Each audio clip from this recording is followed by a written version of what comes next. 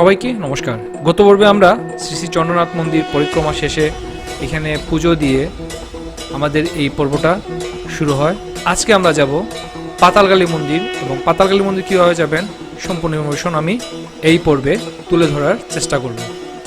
পাহাড়ে উপরে ওঠার পর আপনারা যখন এই ঝর্ণার দুই সাইডে দুইটা রাস্তা পাবেন, আপনারা পাতালকালী রাস্তায় যেতে হলে বাম দিকের যে রাস্তা আছে এই রাস্তায় উঠতে হবে, এবং বিরূপক্ষ মন্দির হয়ে আরও সামনে গিয়ে আপনাদের পাতালকালী মন্দিরে যেতে হবে।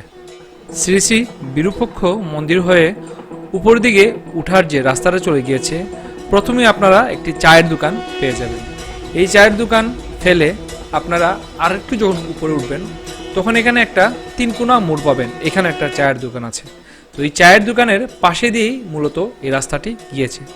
এই হচ্ছে সেই চায়ের দোকানটি, এবং এই যে সোজা রাস্তাটি চলে গিয়েছে এই রাস্তা দিয়ে মূলত আমাদের ট্রেকিং করে পাতালকালী মন্দিরে যেতে হবে। তো অবশ্যই আপনারা যখন যাবেন একটা গ্রুপ নিয়েই যাবেন। তো এখন আমরা পাতালকালী মন্দিরে যে রাস্তাটা সেই রাস্তা ট্রেকিং করব এবং নিচে যাব, প্রায় আধা ঘন্টা লাগবে বললো ওনারা।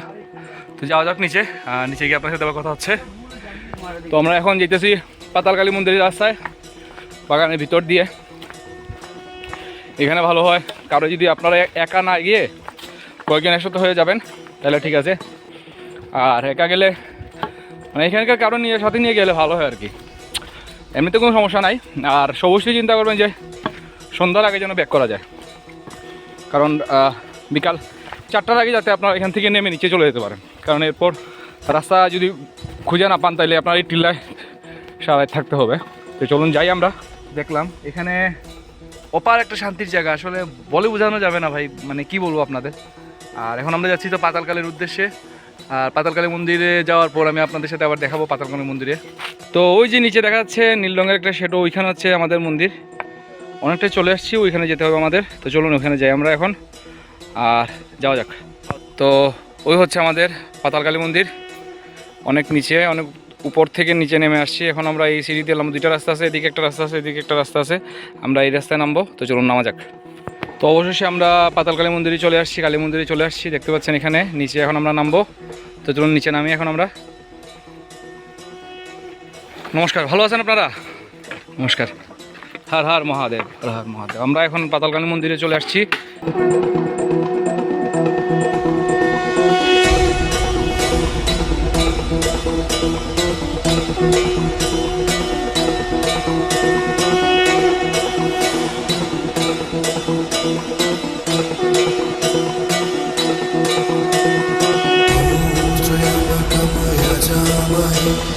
सुगन्धिं पुष्टिवर्धनम् उर्वारुकमिव बन्धनात् मृत्योर्मोक्षे मामृतात्। ॐ त्र्यम्बकं यजामहे सुगन्धिं पुष्टिवर्धनम् उर्वारुकमिव बन्धनात् मृत्योर्मोक्षे मामृतात्।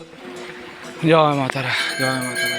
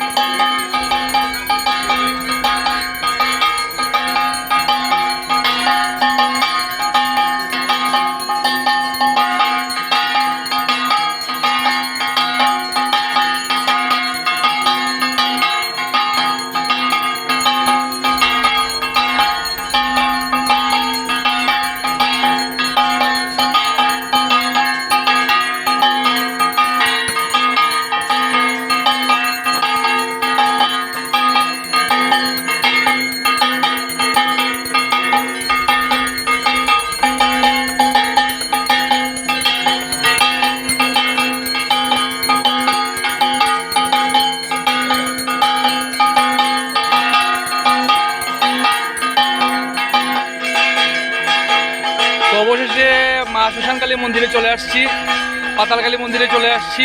আর এখানে পুজো হচ্ছে, ভাগ্যটা ভালো, এসে পুজো পেয়ে গেলাম। কারা দিচ্ছে পূজা এখানে। আর আসলে এখানে আসার পর মানে আর কি বলবো, মানে বলা কিছু না, মানে অনেক ইচ্ছা ছিল আসার, এখানে এসে গেছি। বাবার চন্দ্রধাম ধামে গেছি, এখন নেক্সট হচ্ছে কেদারনাথ ধামে যাবো। আপনারা আশীর্বাদ করবেন, আমার সাথে থাকবেন। আর এই ধরনের বিভিন্ন ধরনের প্লেসে আমি ঘুরবো এবং আপনার সাথে আমি আমার যে ভিডিওগুলো আছে, যে ইনফরমেশনগুলো আছে, সবগুলো কালেক্ট করবো। এবং এই ভিডিওর মধ্যে চন্দ্রনাথ ধাম সম্বন্ধে যে ইনফরমেশনগুলো প্রয়োজন ছিল আমি চেষ্টা করি সব কিছু তুলে দেওয়ার, এবং মা পাতালকালীর যে ইনফরমেশনটাও, যে ধরনের তথ্য আছে সেটা আমি আপনাদের দিয়ে দিব। তো এখন পুজোটা দেখি, তারপর আবার আপনার সাথে কথা হবে।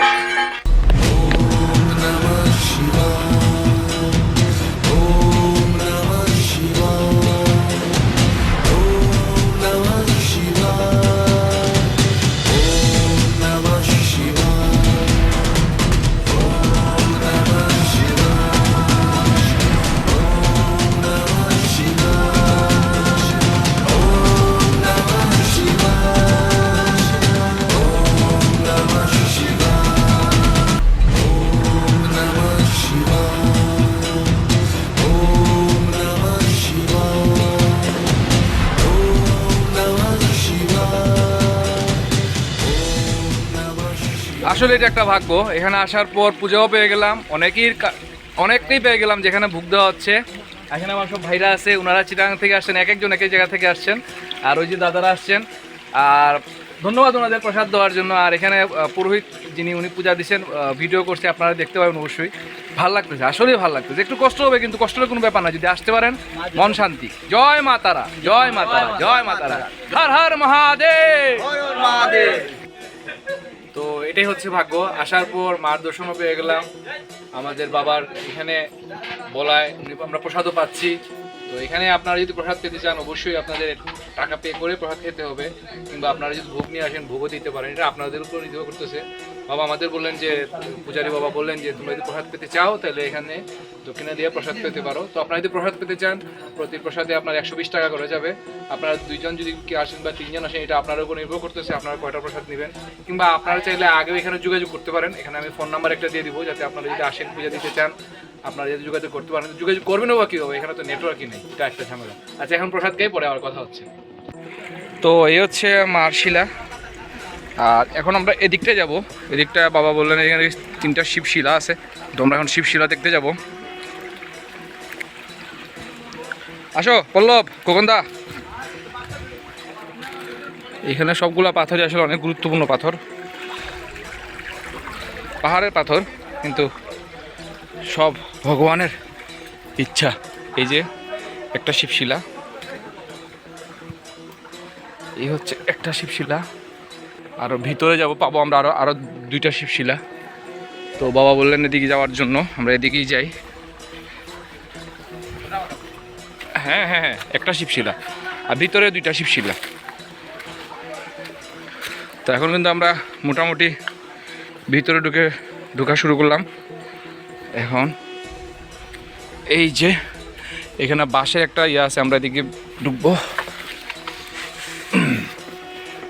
ঢুকলাম।